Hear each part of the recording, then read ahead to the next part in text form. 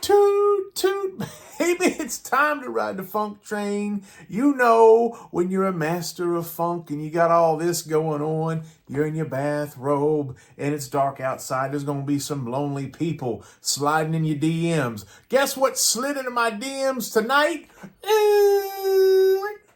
Oh, man, it's Slide Boy in Maze Land. Is that what it is? Yeah, that's what it's called. Hola, childs. It's time for Funkmaster V's Getting Hip with the Atari 7800, where Funkmaster V, musician, ghost hunter, hat flipper, pro wrestler, and comedian takes you on a tour of all things cool about the Atari 7800. Are you ready to get your groove on? Because it's about to get funky up in here. Well, people of Earth, we're doing another review of the Atari Age New Batch 9, which are the Atari 7800 games that came out last year at Portland. Just now, shipped out to the rest of us losers that don't live in the Pacific Northwest. So, this is another game from Vlad Zeninga. And first of all, before we get into the game, I do want to say that Vlad Zeninga is the second coolest Atari programmer name in history. In fact, we're going to have an award ceremony right now. Third place, Robert De Crescenzo. Second place, Vlad Zeninga. And number one, gold medalist of the best name of Atari hobby programming, Brixius. That's the coolest damn name.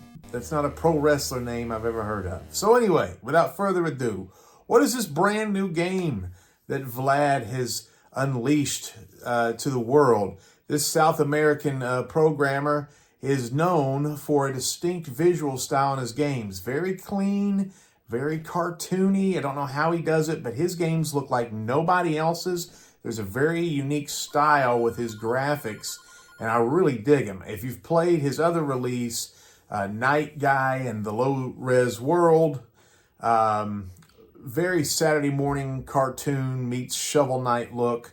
This is very similar. This game will fool you. It's like a 392-pound blonde chick who looks good in a profile picture. It's a Decepticon. You think, by looking at this game, that we've got another adventure-type game, something similar to Night Days. Also, he's working on something called Uzi the Goo, and there's a ninja game. And they're all kind of these adventure games where you go from one screen to the next. Very similar. But this isn't an adventure game at all. It looks like one. But what this really is probably the truest puzzle game, the truest brain teaser in the entire 7800 library. Slide Boy has to get through 30 screens, and he finally takes on, at the end of his quest, the boss. The boss is a grumpy-looking fellow, and once you defeat him, you've beaten the game. Now, these 30 levels aren't exactly easy. They're mostly brain teasers. There is some dexterity involved, but nothing like Night Guy in the Low Res World. What the hell is the name of that game? Anyway, he's an enemy of brevity. I'll put it up. If I'm saying it wrong, I'll put it up on the screen so you know what I'm talking about. But that's a very good game. Now, with this game, it has a gimmick. The gimmick is that Slide Boy really can't move on his own. He slides in one direction. So if you start him going right and he's heading towards his demise, too late, you've killed him. He can't go backwards. He can't turn left. He can't turn right. He can't go faster. He's just sliding at a constant pace once you set him off in that direction. It's very, very similar to those maze marble games we used to have to play in the back of the car before Game Boy was invented. Also, like, they have those wooden marble mazes. This is very similar. So imagine shooting this guy around the universe of Night Guy. Is that the name? Is it Night Guy? It's very similar to Night Guy in a low-res world, except it's kind of a puzzle game where you're shooting a marble off in one direction. Kind of like Super Monkey Ball, kind of like Marble Madness, really kind of its own thing. This is a unique puzzler. Now, once you get into it, you'll see that some boards are easier than others. Some will make you cuss. Some will make you curse God. Some are so easy, you think you're a genius after you solve them, and thank God for them. The graphics, very, very clean, very, very cartoony. I dig them with both hands. For sound, it sounds all appropriate. There's nothing whiny or tinny. This game doesn't have a hokey chip or a pokey chip. It uses the TS sound. The sound effects are minimal, and there's really only the music after you die and the game is over. The gameplay is pretty straightforward. Anybody could play this game. They say the best video games on the planet only have one button. This game would say, I don't need a button, because there is no buttons. It's all just push one way or the other. It's all up here, kids. It's all in your brain. And if you're a good thinker, or you know how to use your brain to look up videos where people have beaten this game already, you can figure out how to get this guy pretty quickly done. And that's probably my biggest complaint with the game. Once you beat this guy, hey there, Slide Boy. Once you beat this game and you get through these levels, you're probably never going to struggle with them again, and you're going to be able to fly through this game. So even though the last boss fight is very unique compared to the rest of the game, it's still kind of easy. And once you beat the game, the only thing you've got left is a potential speed run. There's no game on Earth, well, maybe there is, but I'm being hyperbolic here because I'm talking about this one. There's no game on Earth that cries out for a speed run video more than this one. So once you get everything under your fingers, everybody in the world can be vying for the championship title of the speedrun king of Slide Boy in Maze Land. So hold on a second, I got a fart. Okay, you couldn't hear that anyway. So on the value side of this, there's 3 difficulty levels.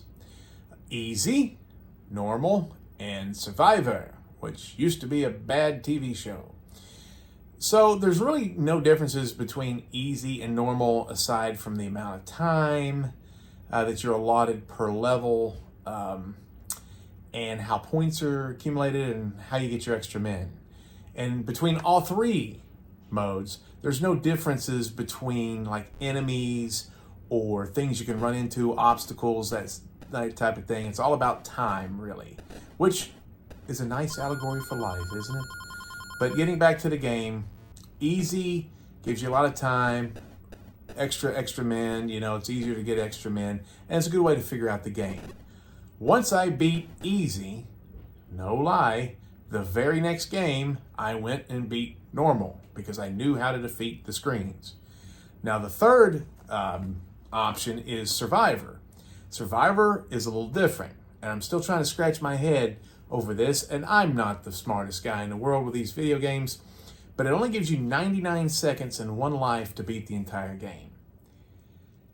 So far, me and the other reviewer from Atari 7800forever.com, Silverback, have gotten to around screen 10.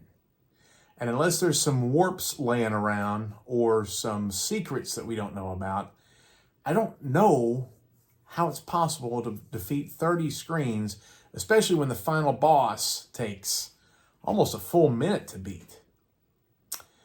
So I don't know what he's doing there. I don't know. That Vlad is a tricky one. So anyway, in short, I like this game because I was able to beat it in the first week of owning it. Makes me feel good. Let me do this real quick. Boop, boop, boop. Pat on the back. And I enjoy it. It looks good. It's fun to play. There's a couple good head scratchers. However, this game is mostly associated, in my mind, in the Atari library with Super Skateboarding. Super Skateboarding was an original release by Absolute Entertainment. Pretty fun, pretty unique, but after you beat it, really the only thing to do is try to beat it quicker. And at some point you're like, okay, I've done that. Let's try something else. So as fun as this game is, as original as this game is, and as good as it looks, it's not quite nearly as good as Night Guy. Not many games are. Night Guy's a really good game. So if you're looking for a fun brain teaser and an adventure package, slide guy in Mazeland. I highly recommend it. I give this game 4 out of 5. Doot, doot. I was going to try to say something else in Spanish, but I'm stupid. Sorry, Vlad.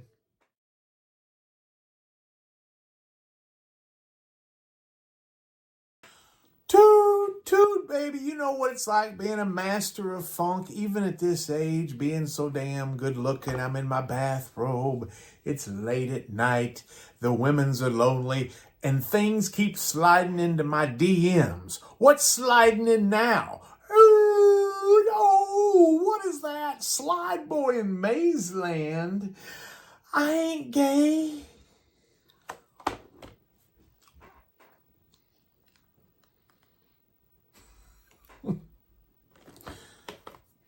Toot, toot, baby, it's time to ride the funk.